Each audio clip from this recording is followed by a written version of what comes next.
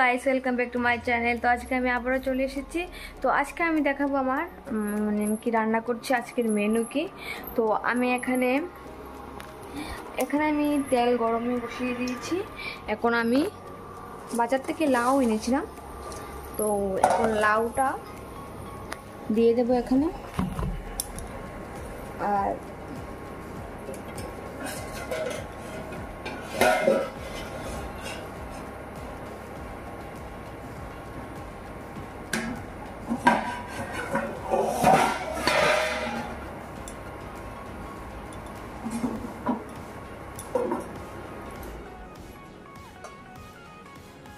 যা কারেন্ট চলে গেল।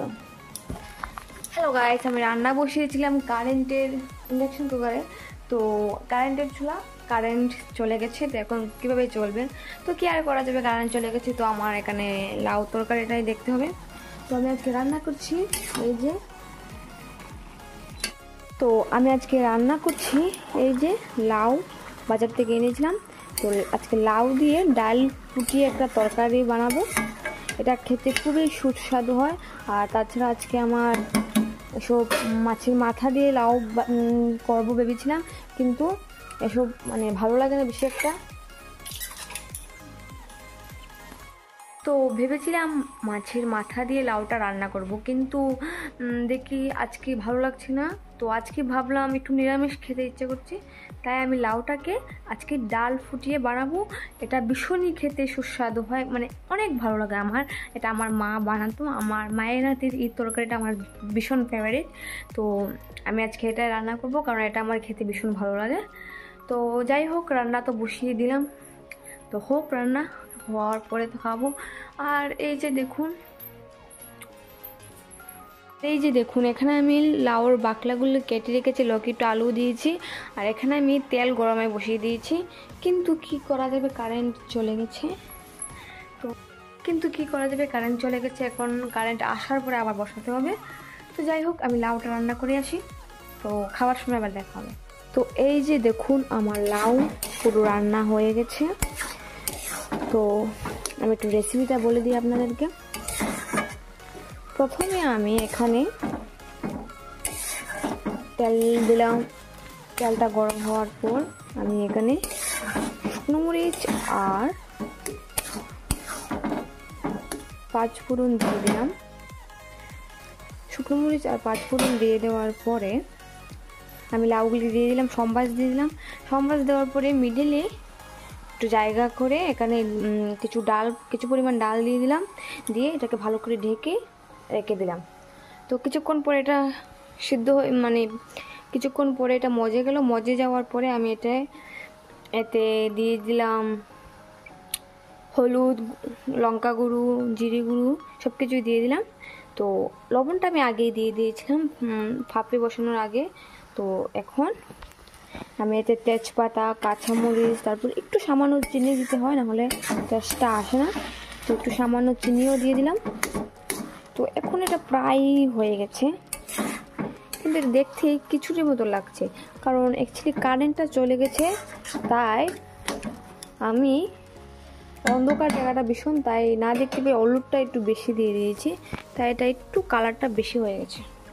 আচ্ছা ঠিক আছে, বাই বাই। হ্যালো গাইস, আমি আবারও চলে এসেছি। তো আমি একটু আগে কি রান্না করলাম তো তা তো দেখালাম। ওই লাউ তরকারি করেছি ডাল ফুটিয়ে, আর লাউয়ের বাকলাগুলি ভাজা করেছি, আর একটু ডেটা সিদ্ধ করেছি। তো এখন আমি রান্না করব মাছ। এই যে টাটকা মাছ, কার্পু মাছ এক্ষুনি পুকুর থেকে ধরা হয়েছে। তো এটা আমি ভালো করে কেটে ধুয়ে নিয়ে এসেছি।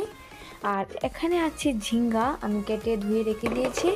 এটা আমি বাজার থেকে আনিয়েছিলাম নতুন। তো আজকে আমি রান্না করব ঝিঙ্গে দিয়ে মাছ। তো আমি এখানে তেলটা গরম বসিয়ে দিয়েছি, তেলটা গরম হোক, একটু ভালো করে নাড়িয়ে দিই।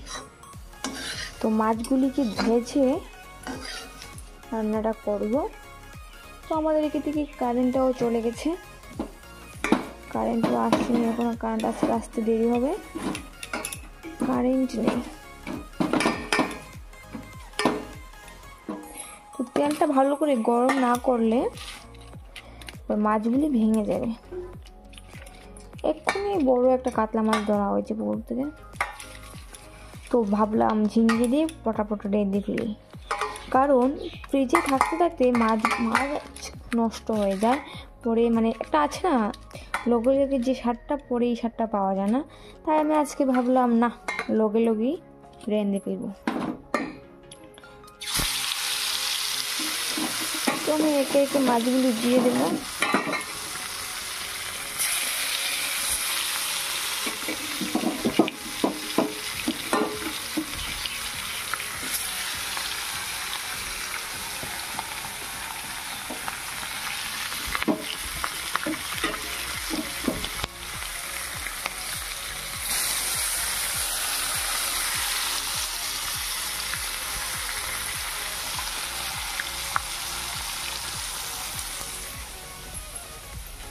আর এখানে আমি রেখেছি পেঁয়াজ আর কাঁচামরিচ, এগুলি এখন বেটে ফেলবো।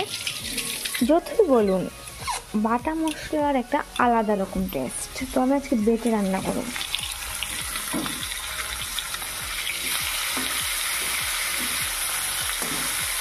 মাছগুলি হয়ে যাক,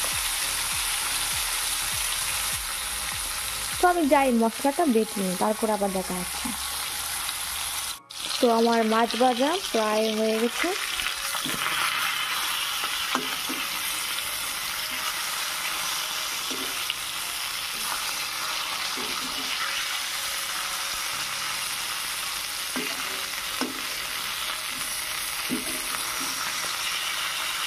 তো এটা প্রায় হয়ে গেছে। তো আমি এখানে লঙ্কা গুঁড়ো, নুন, হলুদ, পেঁয়াজ বাটা, কাঁচামরিচ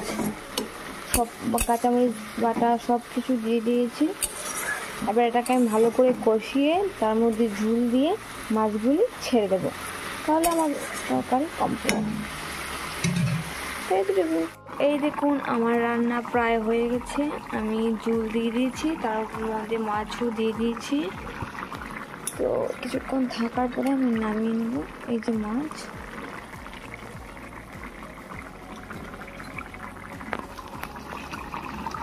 তো এটা হোক। এই দেখুন আমার রান্নার ফাইনাল লুক। তো রান্না কমপ্লিট।